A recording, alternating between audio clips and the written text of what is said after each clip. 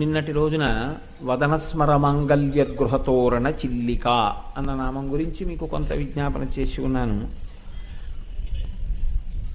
ఇవాళ వసిన్యాది దేవతలు అంటారు అమ్మవారిని వక్త్రలక్ష్మీ పరీవాహ చలన్మీనాభలోచన అని పిలిచారు.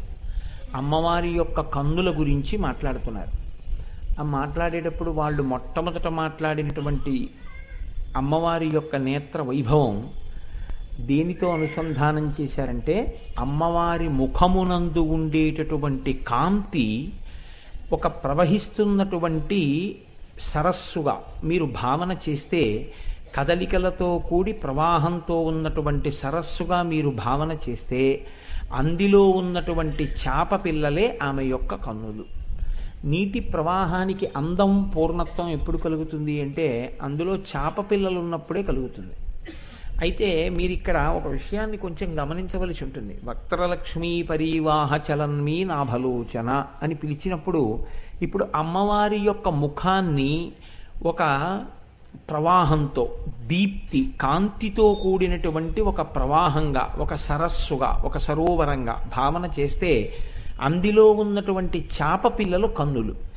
కన్నులు చాప పిల్లలైతే ఉపమాన ఉపమేయ సంబంధము దీనికి పడింది, కన్నులకు చాపలకు పడింది. కాబట్టి ఇప్పుడు అమ్మవారి కన్నులు చాపలైతే మీరు దాన్ని సంస్కృతంలోకి మారిస్తే కన్నులను అక్షి అని పిలుస్తారు. కాబట్టి చేపలను మీనములు అంటారు. కాబట్టి ఆ నామము యొక్క పేరు కన్నులను ఒక్కదాన్ని తీసి పక్కన పెట్టి సంస్కృతంలోకి తర్జుమా చేసి చూసుకుంటే అది మీనాక్షి కదండి. కానీ ఈ నామాన్ని లలితా సహస్రనామ స్తోత్రంలో వసిన్యాది దేవతలు ఎక్కడైనా వాడారా? ఎన్నో నామాలు చెప్పారు అమ్మవారికి. కామాక్షి, కళ్యాణి, కదంబ వనవాసిని, రాజరాజార్చిత, రాజరాజేశ్వరి, ఇన్ని నామాలు చెప్పారు. కానీ మీనాక్షి అన్న నామాన్ని మాత్రం ఎక్కడా చెప్పలేదు. లలితా సహస్రనామ స్తోత్రంలో ఉన్నటువంటి గమ్మత్తుల్లో అదొకటి. ఇలా చెప్పకుండా చెప్పారు.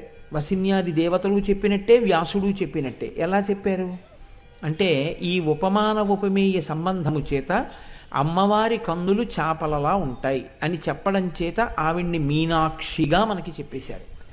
ఇప్పుడు అమ్మవారి కన్నులను చాపలతోనే ఎందుకు పోల్చాలి? లలితా సహస్రంలో వసిన్యాది దేవతలు మాట్లాడేటప్పుడు అమ్మవారి కన్నులను పోల్చడానికి పూర్వం కవులందరూ వాడినటువంటి ఒక గొప్ప ఉపమానం ఒకటి ఉంది. పద్మాక్షి. కన్నులను పద్మములతో పోలుస్తారు. కాబట్టి పద్మాక్షి అని పిలవచ్చు. కానీ అలా పిలవలేదు వాళ్ళు. పిలవకుండా చాపలతోటే సంకేతించారు. దీని వెనక ఏమైనా రహస్యం ఉందా, లేకపోతే కాకతాళీయంగా వాళ్ళు మాట్లాడారా అంటే, అది కాకతాళీయంగా మాట్లాడిన మాట కాదు. అందుకే లలితా సహస్రనామ స్తోత్రమునందు మీరు ఒక అక్షరాన్ని తీయవలసినటువంటి అవసరం ఉండదు. అనవసరమైనటువంటి అక్షరము ఒక్కటి కూడా ప్రయోగము చేయబడినటువంటి స్తోత్రం లలితా సహస్రనామ స్తోత్రం. అది సాక్షాత్తుగా వసిన్యాది దేవతలు చెప్పారు. వసిన్యాది దేవతలంటే మాటలు కాదండి, వాళ్ళ అమ్మవారికి 8 దిక్కుల్లో కూర్చుని ఉంటారు.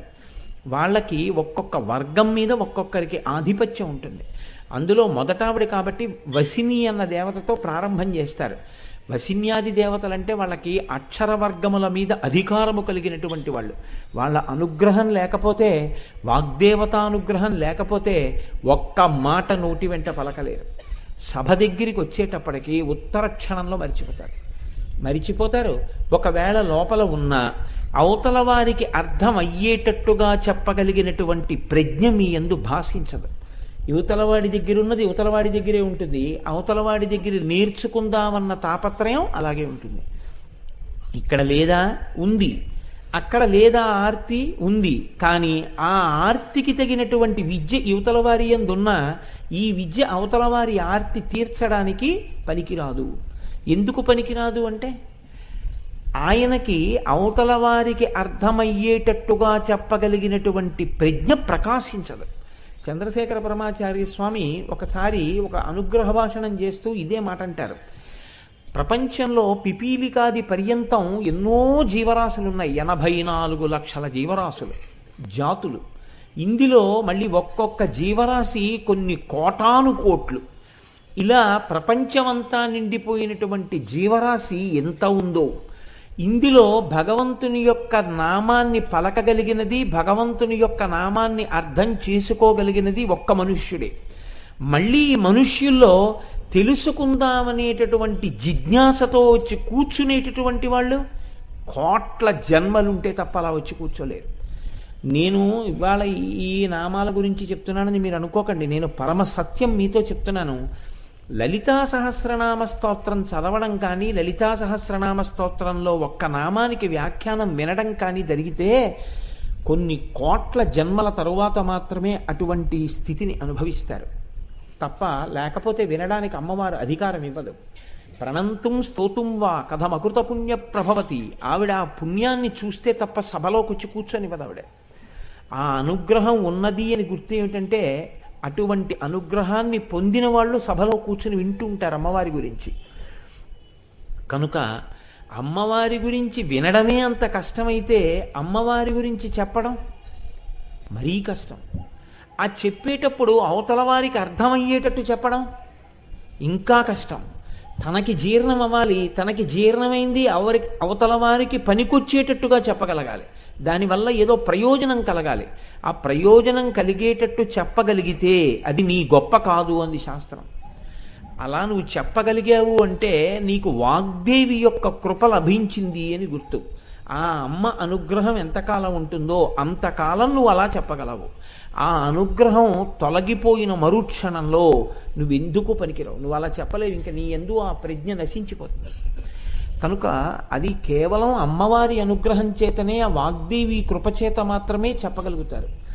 కనుక చూడండి, అటువంటి వసిన్యాది దేవతలు అమ్మవారి యొక్క కన్నులను చాపలతో సంకేతించడంలో కాకతాళీయంగా అందరూ ఇతపూర్వం కవులందరూ పద్మములతో పోల్చి ఉన్నారు కనుక ఒక కొత్తతనం కోసం మనం ఇవాళ అమ్మవారి కన్నులను చాపలతో సంకేతించి ఉపమాన ఉపమేయములను ప్రయోగం చేద్దామనేటటువంటి భావనతో అటువంటి ప్రయోగములు చేసి ఉండి ఉంటారా?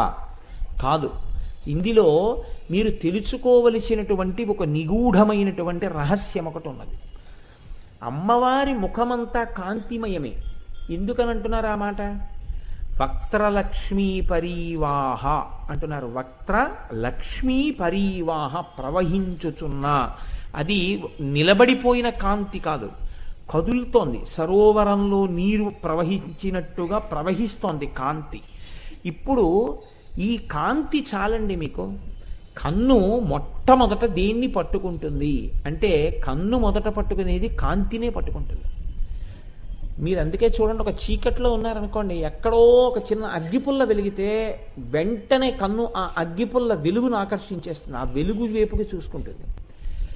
అమ్మవారి ముఖమంతా కాంతితో దీపించి ఉంటే ఇప్పుడు ఆ ముఖమునందు ఉన్నటువంటి కాంతి దీప్తియే గొప్పది. కాంతి దీప్తి గొప్పదా, కన్నులు చేపలతో పోల్చబడడం గొప్పదా? మీరు ఆలోచించండి. కాంతి తనంత తాను చాలా గొప్పదండి. అమ్మవారి ముఖమే కాంతి, కాంతి ప్రవాహం అది. అటువంటి కాంతి ప్రవాహమైనటువంటి ముఖం ఉంటే కన్నులు చాలా చాలా గొప్పవై ఉండాలి కదా. చాలా చాలా గొప్పవైనటువంటి కన్నులను పోల్చేటప్పుడు వాటిని చేపలతో ఎందుకు సంకేతించారు?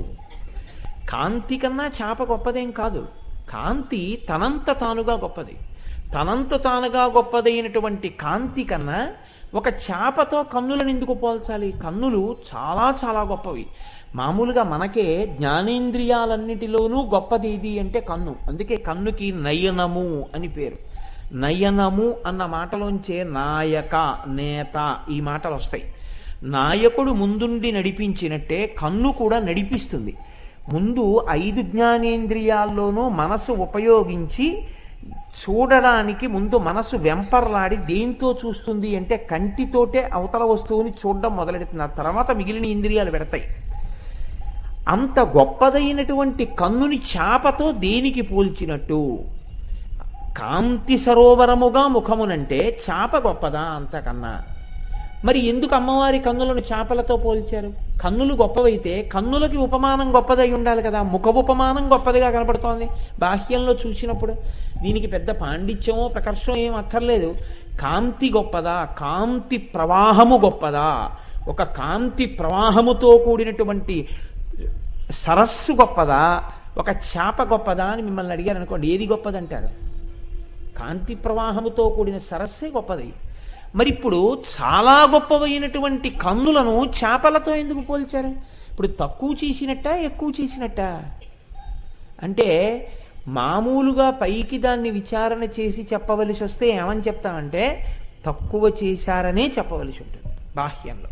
కానీ ఇక్కడే నేను మీతో మనవి చేసినటువంటి విషయం, లలితా సహస్రంలో ఉండే నామముల యొక్క చమత్కారం ఎక్కడుంటుందంటే మీరు పైన ఉండేటటువంటి అర్థం చూస్తే ఒక స్థాయిలో అనుభవిస్తారు. దాన్ని మీరు బాగా ధ్యానం చేసి ఆలోచన చేస్తే మీకు దొరికేటటువంటి అమృతం వేరుగా ఉంటుంది. ఇప్పుడు మీరు చేపలతో ఎందుకు పోల్చి ఉంటారు అన్న విషయాన్ని బాగా పరిశీలనం చేశారనుకోండి, చేప యందు 3 లక్షణాలు ఉంటాయి. చేపయే సృష్టికర్త, చేపయే స్థితికర్త, చేపయే ప్రళయకర్త. ఎలా అంటారేమో, చేపకి పురుష చేపతో మగ చేపతో ఆడచేప కలవదు. బాహ్యంలో స్త్రీ పురుష సంపర్కము చేత మాత్రమే ఆయా జాతులు పరిఢవిల్లుతాయి. కానీ ఒక్క చేపల యందు మాత్రం స్త్రీ పురుష మీనముల యొక్క సంపర్కము ఉండదు. సృష్టి చెయ్యాలి, చేపల్ని కనాలి అనేటటువంటి కోరిక కలగగానే ఆడచేప మగచేప వంక, మగచేప ఆడచేప వంక ఆ సంబంధమైన కోరికతో చూస్తాయి. చూడగానే ఆడచేపకి తన సంతానాన్ని పెంచగలిగినటువంటి శక్తి ఉద్భుతమవుతుంది. ఇప్పుడు చేప పిల్లలు వచ్చాయి. సృష్టికర్త సృష్టి ఎలా చేసింది? స్త్రీ పురుష సంపర్కంతో చేయలేదు, కేవలము చూపులతో చేసింది. 2, ఇప్పుడు పిల్లల్ని పోషించాలి. పోషణ చెయ్యవలసి వస్తే చేప స్తన్యం ఇవ్వదు. లోకంలో అన్నీ ఏం చేస్తాయంటే స్తన్యం ఇచ్చి పోషిస్తాయి పిల్లల్ని. కానీ ఒక్క చేప మాత్రం ఆకలి గొని ఇంకా ఆహారం తినడం చేత కానటువంటి చిన్ని చేప పిల్ల ఆకలితో అమ్మవంక చూస్తే, నీకు ఆకలిగా ఉందా నాన్న, నీ ఆకలి తీరుగాక అని చేప చూస్తుంది. ఆడచేప తన పిల్లలన్నిటి వంక ఇలా తలటి తిప్పి చూస్తే చిన్ని చిన్ని చేప పిల్లలన్నిటికీ కడుపు నిండిపోతుంది. ఇది సృష్టిలో ఆశ్చర్యకరమైనటువంటి విషయం. తన చూపులతో పోషిస్తుంది చేప తన పిల్లల్ని. అందుకే స్థితికర్త. చేపకి ఆహారం చేపే, చేపనే మింగేస్తుంది. చిన్న చేప నువ్వు పెద్ద చేప అని ఎక్కడో విన్నాను నేను. అందుకని చిన్న చేపని పెద్ద చేప మింగేస్తుంది. అదేమిటి, నా జాతిది కదా అని ఏం వదిలిపెట్టదు. సాధారణంగా లోకంలో ఉండేటటువంటి నియతి ఎలా ఉంటుందంటే ఆ జాతి ప్రాణి వేరొక జాతి ప్రాణిని తింటుంది తప్ప ఆ జాతి ప్రాణినే మింగేయడం అనేటటువంటిది చాలా అరుదుగా ఉంటుంది తెలిసి. కానీ చేపలలో ఉండే గమ్మత్తు ఏమిటంటే పెద్ద చేపలు చిన్న చేపల్ని మింగేస్తాయి తెలిసి ఉండే కడుపు నింపుకోవడానికి. పరబ్రహ్మము కూడా సృష్టి చేసేటప్పుడు స్త్రీ పురుష సంపర్కము కానీ ప్రకృతి పురుష సంపర్కము కానీ బాహ్యముగా మానవాళి యందు జీవకోటి యందు ఎలా ఉంటుందో పరాత్పరుడి యందు అలా ఉండదు. అందుకే పోతన గారు భాగవతంలో ప్రార్థన చేస్తే శ్రీకైవల్య పదంబు చేరుటకునై చింతించదన్ లోక రక్షైకారంభకు భక్తపాలన కళా సంరంభకున్ దానవోద్రేక స్తంభకు కేళి లోల విలస దృగ్జాల సంభూత నానా కంజాత భవాండ కుంభకు అన్నారు. కేళి లోల విలస దృగ్జాల సంభూత నానా కంజాత భవాండ కుంభకు. ఎవరు ఈ లోకములను సృష్టించాలి అనేటటువంటి కోరికతో ఇలా చూసేటప్పటికి బ్రహ్మాండములన్నీ వచ్చాయో, తన చూపుల చేత ఈ లోకములనన్నింటినీ సృష్టించగలిగినటువంటి శక్తి కలిగిన పరబ్రహ్మమున్నాడో అన్న మాట వేశారు. అది బ్రహ్మసూత్రాల్లో మాట. అది ఇప్పుడు పరబ్రహ్మమును గూర్చి అలా చెప్తోంది బ్రహ్మసూత్రం, అలా చెప్తోంది వేదం. ఆయన చూపులతో ఈ బ్రహ్మాండములను సృష్టిస్తాడు. చూపులతో సృష్టించగలిగినటువంటి పరాత్పరుడు ఎటువంటి వాడో చూపులతో తన జాతిని సృష్టించగలిగినటువంటి చేప అటువంటిది. చూపుల చేత తన పిల్లల్ని పోషించుకోగలిగినటువంటి శక్తి పరమాత్మకి ఎలా ఉందో చూపుల చేత తన బిడ్డల్ని పోషించుకోగలిగిన శక్తి ఈశ్వరుడికి అలా ఉంటుంది. ఈశ్వరుడు పోషించాలి అనుకున్నప్పుడు ఎక్కడి నుంచో ఏదో తీసుకొచ్చి పోషించాడు. ఆయన ప్రసన్న దృక్కులతో చూస్తాడు, అంతే పోషింపబడతారు. అసలు మీకు ఇంకొక పెద్ద రహస్యం చెప్పనండి, పోషణ అన్న మాటలో ఉన్న రహస్యం. మీలో పోషణ అనేటటువంటిది హీనాతిహీనమైన స్థాయిలో శరీరం, అత్యున్నత స్థాయిలో జ్ఞానం. చాలా గొప్ప స్థాయిలో పోషింపబడేది జ్ఞానం, హీనాతిహీన స్థాయిలో పోషింపబడేది శరీరం. మీరు నైవేద్యం పెట్టి తినండి, నైవేద్యం పెట్టకుండా తినండి, శరీరం పోషింపబడుతుంది. మీరు నైవేద్యం పెట్టి తిన్నా శరీరం పోషింపబడుతుంది. కానీ మీరు నైవేద్యం పెట్టి మీరు ఏది అనుభవించినా నేను ఇలా దీనిని అనుభవించడాన్ని ఈశ్వరుడు అంగీకరిస్తాడా? ఇది ఒక్కటే ప్రశ్న. మనిషి తరిస్తాడు అనడానికి గుర్తేమిటో తెలుసా అండి? ఇంకొకళ్ళ సర్టిఫికెట్లు ఉండవు. నువ్వు ఒక పని చేసే ముందు నేను ఇలా చెయ్యడాన్ని ఈశ్వరుడు అంగీకరిస్తాడా? దీన్ని మీరు పరిశీలనం చేసుకుని ఈశ్వరుడు అంగీకరిస్తాడు అనిపిస్తే మీరు చేసేయచ్చు. ఈశ్వరుడు దీన్ని అంగీకరించడు అని మీకు అనిపించింది అనుకోండి, ఉత్తర క్షణం మీరు దాన్ని వదిలిపెట్టేశారనుకోండి, మీరు చేయడం ఆపేశారనుకోండి, విషయానుభవమునందు నివేదన స్వభావమున్నది. ఇప్పుడు తను అనుభవించడు, తిన్నగా అనుభవించే ముందు ఇది ఈశ్వరానుగ్రహం అని అనుభవిస్తాడు. ఈశ్వరుడు వద్దన్నదాన్ని ఈశ్వరానుగ్రహం అని మీరు ఎలా అనుభవిస్తారు? మీరు అనుభవించలేరు. ఈశ్వరానుగ్రహము అని అనుభవించడంలో చాలా చమత్కారం ఉంటుంది. అలా మీరు దేన్ని పడితే దాన్ని ఈశ్వరానుగ్రహము అని లోపలికి పుచ్చుకోకూడదు. ఏది పుచ్చుకోవచ్చని ఈశ్వరుడు అన్నాడో దాన్ని మీరు లోపలికి పుచ్చుకోగలరు. ఇప్పుడు నాకు చెప్పండి, మీరు పుచ్చుకునే ముందు ఉమామహేశ్వర పరబ్రహ్మార్పణమస్తు అని దేనికి అనగలరు? ఈశ్వరుడు నువ్వు ఇది తీసుకోవద్దు అన్న పదార్థాన్ని ఉమామహేశ్వర పరబ్రహ్మార్పణమస్తు అని మీరు తీసుకోలేరు కదా. మీరు ఉమామహేశ్వర పరబ్రహ్మార్పణమస్తు అని తీసుకుంటున్నారు అనుకోండి, అలా అని తీసుకోగలుగుతున్నారు అంటే ఏమిటి దాని అర్థం? మీరు ఈశ్వర శాసనమునకు కట్టుబడుచున్నారు. ప్రసాద స్వీకారమునందే అసలు మీ ప్రవర్తన మారిపోయిందండి, ఉత్తరక్షణం మారిపోయింది. ఇప్పుడు ఇలా మీరు తీసుకుని ఇలా మీరు అనుభవిస్తున్నారు అనుకోండి, ఏదైనా దీని యొక్క స్థాయి పెరిగిపోయినప్పుడు ఎలా ఉంటుందంటే రెండు కోణాల్లోకి మారుతుంది. తన వల్ల ఒక గొప్ప పని జరిగినా అది నా వల్ల కాదండి, లోపల నుంచి ఈశ్వరుడు చేయించాడని ఉమామహేశ్వర పరబ్రహ్మార్పణమస్తు. ఇప్పుడు తన లోపలికి తీసుకోవట్లేదు, తనకున్నది బయటికి ఇస్తున్నాడు. అది ఒక గొప్ప విరాళం కావచ్చు. నేను పేర్లు చెప్పకూడదు, ఆయనకి ఇష్టం ఉండదు. మనలోనే ఉన్నారు ఒక మహాత్ముడు. ఆయన నా మాట మేరకి ఒక చోట ఒక పెద్ద విరాళం ఇచ్చారు. కానీ ఆయన అన్నారు, నా పేరు వద్దండి గురువుగారు అన్నారు. ఆయన ఇచ్చేసే ముందు నేను ఎక్కడ పొంగిపోయానంటే, లేచి నిలబడి ఆ ద్రవ్యాన్ని ఇస్తూ ఉమామహేశ్వర పరబ్రహ్మార్పణమస్తు అంటూ ఇచ్చి రెండు చేతులతో నమస్కారం చేశారు. మీలో ఉన్నది, మీ విభూతిగా ఉన్నది, మీలో ప్రకాశించినది ఇతరులకు ఈశ్వరానుగ్రహం తప్ప ఇది నాది ఎలా అవుతుందండి? ఆయన అనుగ్రహంతో నాదైంది. ఆయన అనుగ్రహం కోసం ఆయన చేత నా ఉపాధి ద్వారా ఇప్పింపబడి నన్ను సార్థకత చేకూర్చడానికి ఉపయోగపడింది అని మీరు ఉమామహేశ్వర పరబ్రహ్మార్పణమస్తు అని ధారపోయగలిగారనుకోండి, ఆ క్షణంలో మీ యందు జ్ఞానము ప్రకాశించింది, ఈశ్వరానుగ్రహం కలిగిందప్పుడు మీకు. రెండు, ఒకటి మీకున్నది ఇచ్చుట, దాని యందు ఉమామహేశ్వర పరబ్రహ్మార్పణమస్తు అనడం. రెండు, మీకు ఉన్నది ఇవ్వడం కాదు, మీరు లోపలికి పుచ్చుకోలేనిది మీరు పుచ్చుకోవలసి వచ్చింది. పుచ్చుకోలేనిది ఏమిటి? అది పుచ్చుకోవడం మీకు ఇష్టం కాదు అంటే నా ఉద్దేశ్యం కష్టం, పరమ కష్టం. ఇప్పుడు ఈ కష్టాన్ని పుచ్చుకోవాలని ఏ గృహస్థు కోరుకోడు. అటువంటి కష్టం ఒకటి వచ్చింది. నేనే ఉన్నాను, నా భార్య ఉంది, నా భార్య సుఖంగా ఉండాలి అని నేను కోరుకుంటాను తప్ప నా భార్య కాలు మీద ఒక పెద్ద కురుపు వేసి అది చాలా నిప్పి పెట్టి సెలవేసి అది చాలా బాధపడుతుంటే నేను చూడాలి అని నేను కోరుకోను కదా. ఇప్పుడు అది వచ్చింది అనుకోండి, నా భార్య కాలు మీద ఒక పుండు పుట్టింది.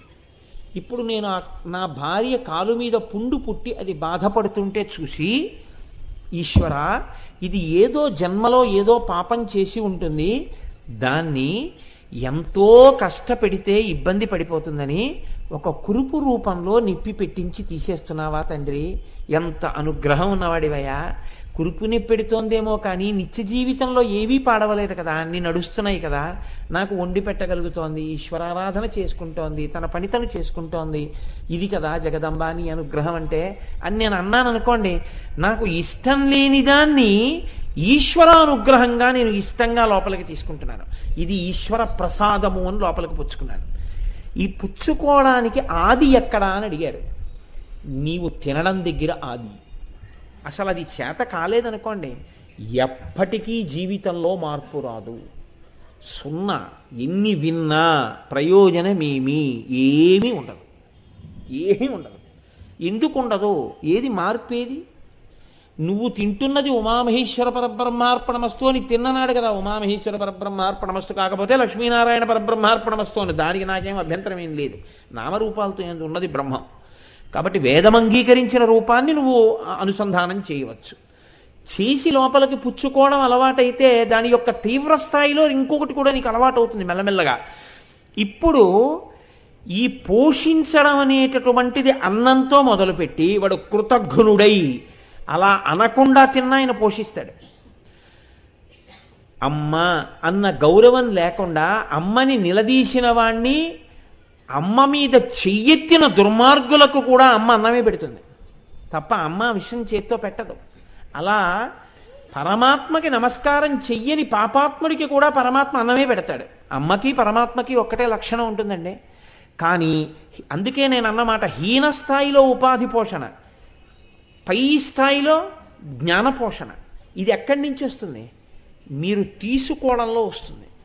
ఇప్పుడు ఈ ఇచ్చి పోషించే లక్షణంలో ఉన్నటువంటి వైవిధ్యాన్ని పాలన అంటారు. ఒక్క గాట కడితే పాలన అనరు. పరిపాలన అంటే ఎవరిని ఎలా చూడాలో, ఎంత గౌరవం ఇవ్వాలో అంత గౌరవం ఇచ్చి వారిని ఆయా స్థాయిలలో ఉద్ధరించగలగడం పరిపాలన. ఒక తండ్రికి ఒక కొడుకు ఉంటాడేమో, ఒక తండ్రి భక్తికి కొడుకు వారసుడు కావాలని లోకంలో నియమం ఉండదు. ఒక తండ్రికి ఇద్దరు కొడుకులు ఉంటారేమో, పెద్ద కొడుకులా చిన్న కొడుకు ఉండాలని ఉండదు, చిన్న కొడుకులా పెద్ద కొడుకు ఉండాలని ఉండదు. ఒక తండ్రికి 5 బిడ్డలు ఉంటారేమో, 5 బిడ్డలు తండ్రి గారి కీర్తితో పోల్చినప్పుడు లేశమాత్రమైన కీర్తి సంపాదించలేని వాడి కావచ్చు. ఎవరి యొక్క భక్తి, ఎవరి యొక్క ఈశ్వరానుగ్రహం వారిదే. అది ఉపాసనని బట్టి ఉంటుంది. బిడ్డలు ఉంటారేమో, భార్య ఉంటుందేమో, అన్నదమ్ములు ఉంటారేమో, అక్క చెల్లెళ్ళు ఉంటారేమో, స్నేహితులు ఉంటారేమో, కానీ ఉపాసన బలం మాత్రం ఎవరిది వారిది. అక్కడ మాత్రం ఏం రాజీ ఉండదు. ఇంకా కాకపోతే రక్షణ యందు మారుతుంది. ఆయన భార్య కాబట్టి రక్షింపబడడంలో కొంత తేడా ఉంటుంది. ఆయన ఏడుస్తాడేమో ఆవిడ్ని రక్షించవచ్చు, ఆయన ఏడుస్తాడేమో నా బిడ్డలు రక్షింపబడచ్చు, ఆయన ఏడుస్తాడేమో అని చెప్పి ఆయన వస్తువులు కొన్ని రక్షింపబడచ్చు. కానీ ఆయన ఉపాసన ఆయనతో ఉన్న వాళ్ళకి కూడా రావాలి అంటే అలా రావాలని నియమం ఏం లేదు. ఒక్కొక్కసారి ఎలా ఉంటుందంటే, ఒకే ఇంట్లో బతుకుతూ భార్యకున్నంత భక్తితో ఆవిడ తరించిపోతున్నట్టు భర్త తరించలేడు. చాలా గమ్మత్తుగా ఉంటుందండి. ఇది పరిపాలన అంది శాస్త్రం. ఇది స్థితికారుడంటే కేవలం అన్నం పెట్టి పోషించేయడం కాదు. ఈ స్థాయిలో పోషణ చేసేటప్పుడు పైకి చూసినప్పుడు ఎలా ఉంటుంది? అందరినీ పోషిస్తాడు. చాప కూడా అంతే. ఆకలి అని చూస్తే ఎవరి వంక చూడాలి? అందుకే ఆర్తి జిజ్ఞాసురర్థార్థి జ్ఞానీచ భరతర్షభ, నా వంక నలుగురు చూస్తున్నారయా అన్నాడు పరమాత్మ. ఆర్తితో ఉన్నవాడు ఆయన వంకే, ఆర్తి జిజ్ఞాసువు ఆయన వంకే, అర్ధార్థి ఆయన వంకే, జ్ఞాని ఆయన వంకే, నలుగురు ఆయన వంకే. జ్ఞానిని పోషించినట్టుగా జిజ్ఞాసువుని పోషించడు, అర్ధార్థికి ఇచ్చినట్టుగా జ్ఞానికి ఇవ్వడు. జ్ఞానికి అర్థం చూస్తే సంతోషపడిపోడు, జ్ఞానము పెరిగితే సంతోషిస్తాడని ఆయనకి జ్ఞానం ఇస్తాడు, వీడికి అర్థం ఇస్తాడు. ఎవడు దేనికి ఆనందిస్తాడో అది వాడికి ఇస్తాడు. ఎవడు దేనికి ఆనందిస్తాడో నీ పక్క వాళ్ళకి తెలిసినట్టు కాదు, నీ మనసు ఆయనకి తెలుసు, అది నీకు ఇస్తాడు. అందుకే కొంతమంది లీకి మాట మాట్లాడుతుంటారు, ఆయనకి సరస్వతీ కటాక్షం ఉంది కానీ లక్ష్మీ కటాక్షం లేదండి అని. నువ్వెవడు ఆ మాట అనడానికి? ఆయనకి ఏ కటాక్షం ఇవ్వాలో ఈశ్వరుడికి తెలుసు. నీకెందుకు లేనిపోని నిర్ణయాలు, నీకెందుకు ఆ తీర్పులు? ఆయనకి ఏ కటాక్షం పొందాలో ఆయనకి తెలుసు, ఆయనకి ఏమి ఇవ్వాలో ఈశ్వరుడికి తెలుసు. పోతన గారు దరిద్రుడు అన్నాడు అనుకోండి, ఎవడో అన్నవాడు పాడయ్యాడేమో కానీ పోతన గారు పాడవుతారా? పోతన గారు కోరుకున్నది మోక్షం, శ్రీకైవల్య పదంబు చేరుటకునై. అంతేగాని నాకు అంత ఐశ్వర్యం కావాలని పోతన గారు అడగను లేదు, పరమేశ్వరుడికి ఇవ్వవలసిన అవసరం ఉన్నది. ఏడిచేవాళ్ళు చాలామంది ఉన్నారు, వాళ్ళకి ఇస్తాడు. ఆ తర్వాత ఎప్పుడో తెలుసుకుంటాడు, ఏం పట్టుకెళ్ళానరా ఇందులో, అలా అడగలేకపోయానే అనుకుంటాడు. కాబట్టి ఇప్పుడు అందరెవరి వంక చూడాలి? ఆయన వంకే చూడాలి. చేపలన్నీ పిల్లలన్నీ ఎవరి వంక చూడాలి? పోషణకి తల్లి వంకే చూడాలి. ఇప్పుడు తల్లి ఏం చేస్తోంది? పోషణ యందు తేడా లేదు, సమానంగా పోషిస్తోంది. వాటిలో మార్పుని బట్టి వాటి ఉత్తరణ ఉంటుంది. కాబట్టి లయకారకత్వం ఎవరు చేస్తున్నారు? చాపే చేస్తోంది. ఆ చాపే మింగేస్తోంది. ఈ సృష్టించిన వాడే మనందరినీ ఒకానొకనాడు లయం చేసుకుంటున్నాడు. ఏ పరబ్రహ్మము మనని సృష్టించిందో ఆ పరబ్రహ్మమే మళ్ళీ దీన్ని పంచభూతాల్లో కలుపుతుంది. ఇంకా వేరే ఒకడెవరే ఉండడు ఇంకా పంచభూతాల్లో కలపడానికి, వాడే ఉంటాడు. అందుకే మీరు సనాతన ధర్మమునందు చాలా గొప్పగా ఉంటుంది ఒక మాట, మృత్యువు దేవత. సనాతన ధర్మంలో మృత్యువు శత్రువు కాడు, మృత్యువు దేవత, మృత్యుదేవత. ఎందుకని? నీ శరీరము జర్జరీభూతమైపోయి మంచంలోంచి లేచి మలమూత్రములు విసర్జించలేని స్థితిలో కూడా ఇంకా పాడుగూడు పట్టుకుని వేలాడుతుంటే, చాలేవయా ఏం చేసావు దీంతో, ఇంకేం చేద్దామని ఇంకొకటి ఇస్తాను, అందులో ఏమైనా ఏడిస్తే ఏడని విడిపించేవాడు ఎవడో, వాడు దేవత. లేకపోతే అందులో పడి ఉంటావు ఆ గూట్లో. విడిపించాడు కాబట్టి వాడు దేవతేనయా అన్నారు, అంతే. సనాతన ధర్మము యొక్క కోణం అలా ఉంటుంది తప్ప ఎవ్వరినీ అసలు వేరు కోణంలో చూడడం అన్నది సనాతన ధర్మానికి ఉండదు. ఇంద్రియ లౌల్యం ఎవరికి ఉంటుందో వాళ్ళే చాలా దైన్యమునందున్నవాడిగా చూస్తుంది శాస్త్రం. వాడు ఉద్ధరింపబడాలని కోరుకుంటుంది, అంతే. కనుక ఇప్పుడు లయ ఎవరు చేస్తున్నారు? చాపే చేస్తోంది. ఆడచాపయే పోషించినట్టు, ఆడచాపయే సృష్టించినట్టు, ఆడచాపయే తినేసినట్టు. అమ్మవారి కన్నులు చేపలైతే ఆవిడ తన చూపులతో సృష్టిస్తోంది, తన చూపులతో పోషిస్తోంది, తన చూపులతో లయం చేస్తోంది. ఇది మీనాక్షి. మీనాక్షి అన్న మాటని ప్రకటంగా వాడకుండా మీనాక్షి తత్వమును తీసుకొచ్చి ఇప్పుడు చెప్పు, కాంతి స్రోతస్సు, కాంతితో కూడిన ప్రవాహము గొప్పదా, ఆ చాపలుగా ఉన్న కన్నులు గొప్పవా? ఆ కన్నులే గొప్పవి. సృష్టి స్థితి లయ ఇప్పుడు ఆ కంట్లో ఉన్నాయి. ఆ కంటి శక్తి అది. మన కంటికే ఉంది. మన కంటికి రెండే శక్తులు. ఇది నాదైతే బాగుండునో, అవలేదు కనురాపు, అయింది వ్యామోహం, అంతే. రెండే శక్తులు. అమ్మవారికి అంత గొప్ప శక్తులన్నీ ఆవిడ కంట్లో ఉన్నాయి. అందుకని మీనముతో తప్ప సంకేతించడానికి వీలు కాక ఇంకా మీనాక్షి అన్నారు. మీకు ఇంకా ఆశ్చర్యకరమైన ఒక విషయాన్ని ఒకటి మీకు విజ్ఞాపన చేసే ప్రయత్నం చేస్తాను. మీకు మిగిలినటువంటి దేవతా స్వరూపములు భూమండలం మీద ప్రవర్తించి మనుష్యులలాగే ఇక్కడ బిడ్డల్ని కన్నారా అని ప్రశ్న వేయవలసి వచ్చిందనుకోండి. మీకు శ్రీ మహావిష్ణువు యొక్క అవతారములలో రామావతారం అలా బిడ్డల్ని కంది, పూర్ణంగా మనుష్యుల్లా ప్రవర్తించింది. అందుకే లవకుశులు బిడ్డల్ని కన్నాడు రామచంద్రమూర్తి. సీతమ్మ తల్లి గర్భిణి అయి గంగ ఒడ్డున ఆశ్రమంలో ఉంది. 11,000 సంవత్సరములు పరిపాలన చేశాడు రామరాజ్యమనైన. మళ్ళీ అలా ఈ లోకంలో అమ్మవారు అయ్యవారితో కాపరం చేసి ఒకరికి బిడ్డ అయి తాను బిడ్డల్ని కని ఆ బిడ్డల్ని ఈ భూమండలాన్ని పరిపాలింపచేసినటువంటి ఘనత ఏ నామంతోటో తెలుసా? మీనాక్షి. మీనాక్షిగానే ఆవిడిక్కడ పుట్టింది, పెరిగింది, పెళ్లి చేసుకుంది, బిడ్డల్ని కంది. ఆ తర్వాత మన్ని పోషించడం కోసమని వచ్చి ఇక్కడ కూర్చుంది. అలా కూర్చున్న రూపమే మీనాక్షి రూపం. ఇది ఎలాగైంది అని మీకు అనుమానం రావచ్చు. అసలు మీనాక్షి అమ్మవారు అక్కడ ఉన్నారన్న విషయం కూడా ఎవ్వరికీ తెలియదు.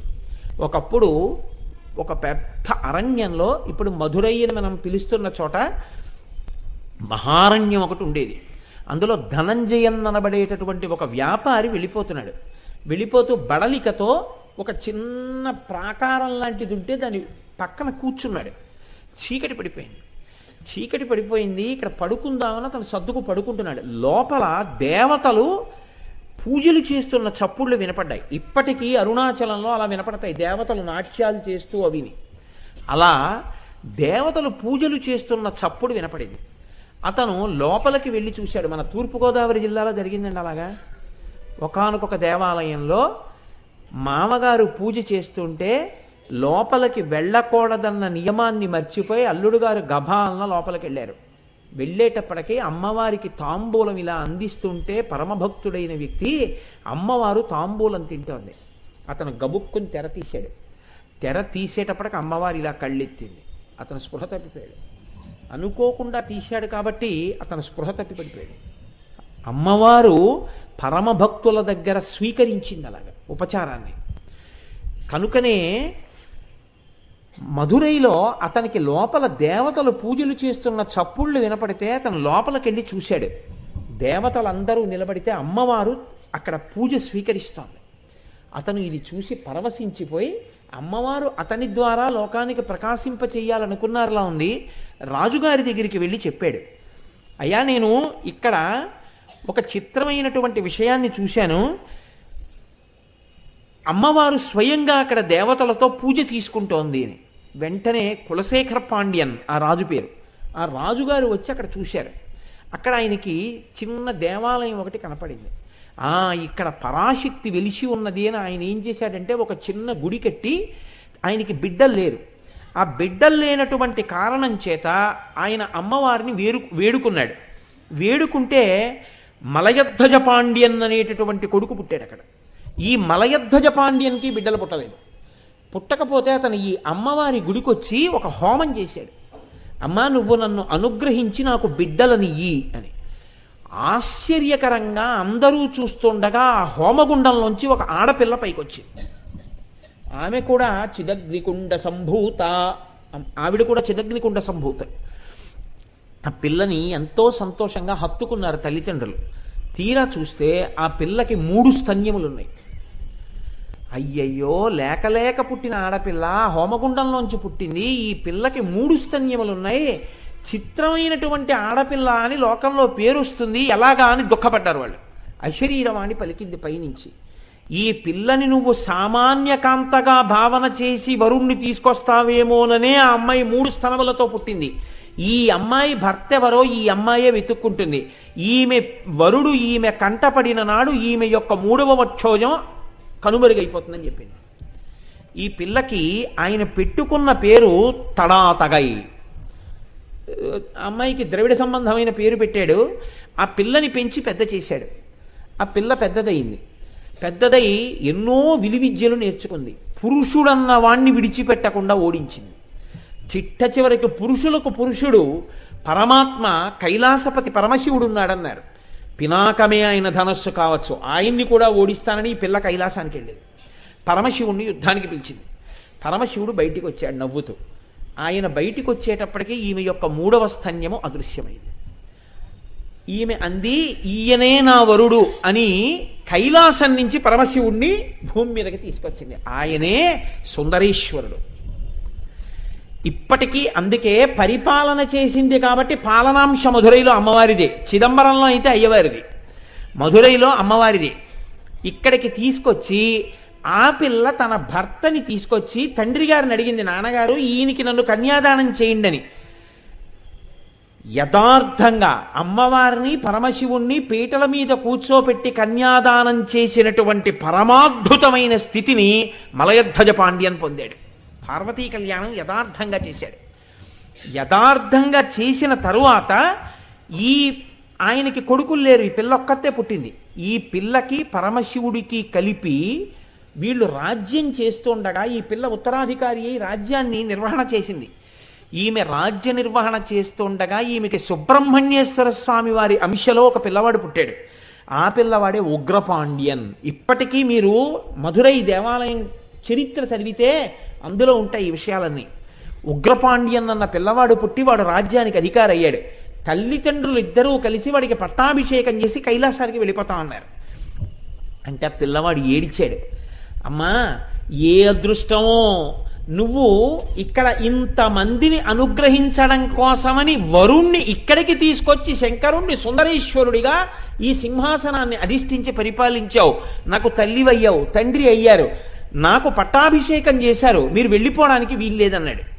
అంటే పుట్టినది మొదలుగా అందర్నీ ఎలా రక్షించానో అలాగే తలుచుకున్న ఉత్తర క్షణంలో అందర్నీ మీనాక్షి మధురై అనేటప్పటికే నా చూపులతో కాపాడడానికి నేను ఈ మధురై క్షేత్రంలో వెలిసి ఉంటానని అమ్మవారు మధురైలో మీనాక్షిగా వెలిసింది.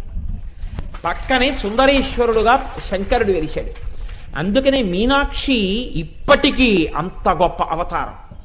ఆ మీనాక్షి అమ్మవారు అందుకే 4 చేతులతో కానీ 8 చేతులతో కానీ ఉండదు, 2 చేతులతోనే ఉంటుంది. మీరు ఎప్పుడైనా మీనాక్షి అమ్మవారిని కొంచెం జాగ్రత్తగా పరిశీలనం చేస్తే దేవాలయంలోకి వెళ్ళినప్పుడు కొంచెం లోపలకు ఉంటుంది. ఆ లోపలికి ఉన్నప్పుడు మీరు కొంచెం జాగ్రత్తగా దీపపు కాంతిలో పట్టి పట్టి చూస్తే 2 చేతులతోటే ఉంటుంది. నరకాంత ఎలా ఉంటుందో అలా 2 చేతులే.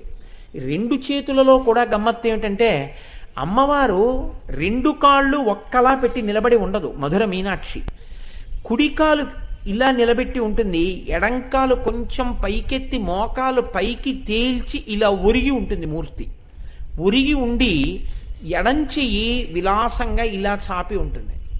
ఉండి కుడి చేత్తో ఇలా ఒక పుష్ప గుచ్చం పట్టుకుంటుంది. ఈ పుష్పగుచ్చం ఇలా చెవి దగ్గరికి పట్టుకుంటుంది. ఈ చెవి దగ్గర పట్టుకున్న పుష్పగుచ్చం మీద ఒక రామచిలక ఉంటుంది. ఈ రామచిలక ఎర్రటి ముక్కుతో స్ఫుటంగా ఉంటుంది.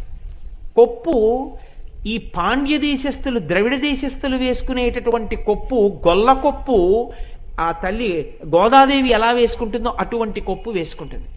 వేసుకుని ఇలా తోమాల వెంకటేశ్వరుడు ఎలా వేసుకుంటాడో అలా ఒక తోమాల ఒక్కటి వేసుకుంటుంది. వేసుకుని నిలబడి ఉంటుంది మధుర మీనాక్షి. మీరు కావాలంటే ఎక్కడైనా మీనాక్షి అమ్మవారి యొక్క ఫోటో చూడండి. దీనికి పెద్దలు ఏం చెప్తారంటే అమ్మవారు 2 స్థాయిల్లో గమనిస్తుంటుంది. ఒకటి, చూసేటప్పుడు ఆవిడ ఇలా చెయ్యి పెట్టి ఇలా పుష్పగుచ్చం పట్టుకుని అలా చూస్తూ ఉంటుంది.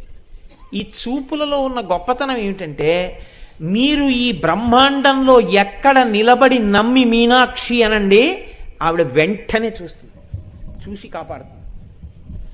అలాగే చెప్పడంలో పరవశించి చెప్తున్నాడా, ఇది ఆవిడ వింటుంది. ఎవరు చెవికి దగ్గరగా ఉంటారంటే పువ్వుల మీద ముక్కు ఎర్రబడిన చిలక కూర్చుని ఉంటుంది. అంటే భగవత్ సంబంధమైన విషయం చెప్పేటప్పుడు తాను పరవశుడైపోయి ఆ పారవస్యం చేత ఒళ్ళు మరిచిపోయి రాగరంజితమైన ముఖంతో పారవస్యంతో చెప్తున్నవాడెవడున్నాడో అటువంటి వాడి మాటల్ని దగ్గరకి తీసుకుని తన చెవులతో విని పొంగిపోతుంటుంది ఆవిడ. అందుకని ఆవిడిచ్చిన జ్ఞానమే ఆ పుష్పాలు. దాని మీదే కూర్చుని ఆ చిలక ఉంటే ఆ చిలక పలుకులు వినడానికి ఇలా కుడి చెవికి దగ్గరికి పెట్టుకుని ఉంటుంది. మీరు ఎప్పుడైనా మధుర మీనాక్షి అమ్మవారిని కొంచెం బాగా పరిశీలనగా చూసే ప్రయత్నం చెయ్యండి, మీకు అన్ని రహస్యాలు అందులో ద్యోతకం అవుతాయి. కాబట్టి ఆవిడ కన్నులతో చూసి పోషిస్తూ ఉంటుంది. ఆ తత్వమే, ఆ తల్లియే ప్రత్యేకించి ఈ భూమండలం మీద మనం 1.5 రోజులు మనది కాదు అని అనుకుంటే ఉత్తర క్షణంలో మీరు మధురై వెళ్ళిపోగలరు. ఏముందండి, ఇవాళ సర్కార్ ఎక్కితే తెల్లారేటప్పటికి చెన్నై, అక్కడ మళ్ళీ వైఘై ఎక్స్ప్రెస్ ఎక్కితే మధ్యాహ్నానికో సాయంకాలానికో మధురై వెళ్ళిపోతారు. చిత్రం ఏమిటో తెలుసా అండి, సుబ్రహ్మణ్యాంశలో పుట్టినటువంటి వాడు ఉగ్రపాండ్యన్ అయితే సుబ్రహ్మణ్యేశ్వరుడి యొక్క కళ్యాణం జరిగినటువంటి తిరుచెందు ఇంకొక కోవిల కూడా అక్కడే మధురైకి చాలా దగ్గరలో ఉంటుంది. సుబ్రహ్మణ్యుడిది చాలా గొప్ప క్షేత్రం, పరమోత్కృష్టమైన క్షేత్రం. పూర్వం అందుకే ఎవరైనా పుస్తకం రాస్తే ఇందులో లోకానికి పనికొచ్చే విషయాలు ఉన్నాయా లేవా అంటే మధురై తీసుకెళ్లేవారు. సరస్వతీ కోనేరులో పుస్తకం పడేసేవారు. పుస్తకం ములిగిపోతే దాన్ని వదిలిపెట్టి వచ్చేసేవారు. పుస్తకం పైకి తేలితే ఇది లోకానికి పనికొస్తుందని పట్టుకొచ్చి ప్రతులు రాసేవారు. ఆ కోనేరొక్కటే చెప్పేసేది, అది పనికొస్తుందో పనికిరాదో చెప్పేసేది. అటువంటి కోనేటితో సహా ఎన్నో చిత్రములు కలిగినటువంటి క్షేత్రము మధురై క్షేత్రము. అటువంటి మధురైలో ఉన్న అమ్మ మీనాక్షి. ఇప్పుడు ఆ మీనాక్షి చూపులతో పోషించి చూపుల యొక్క కారుణ్యము చేతనే ఇక్కడ నిలబడిపోయింది. అలా నిలబడిపోయిన తల్లికి చేసిన ప్రస్తుతియే వక్త్రలక్ష్మీ పరివాహ చలన్మీ నాభలోచన. ఇప్పుడు చెప్పండి, ఈ నామం గురించి చెప్పుకుంటూ ఈ నామం గురించి వింటూ అది మీనాక్షియే అని మీరు అన్న మరుక్షణంలో మీ మీద ఎవరి చూపులు పడుతున్నాయి? మీనాక్షి అమ్మవారి చూపులు పడుతున్నాయి. మీనాక్షి సృష్టిస్తుంది, పోషిస్తుంది, లయం చేస్తుంది. మీ అజ్ఞానాన్ని లయం చేస్తుంది, మిమ్మల్ని పోషిస్తుంది. కోరికలు ఉన్నటువంటి వాళ్ళకి అయ్యో వంశం రాలేదన్న కోరిక, పిల్లలు పుట్టలేదన్న కోరిక, ఇటువంటి కోరికలు ఉన్నవారి యందు ఆ కోరికలు తీరేటట్టుగా ప్రకాశింపచేస్తుంది. కాబట్టి ఇన్ని ఏకకాలమునందు ఇయ్యగలిగిన తల్లి, అక్కడి నుంచి చూసి ఇక్కడ కోరికలు తీర్చగలిగిన తల్లి. కాబట్టి ఆ మీనాక్షి అన్న నామము అంత గొప్ప నామము.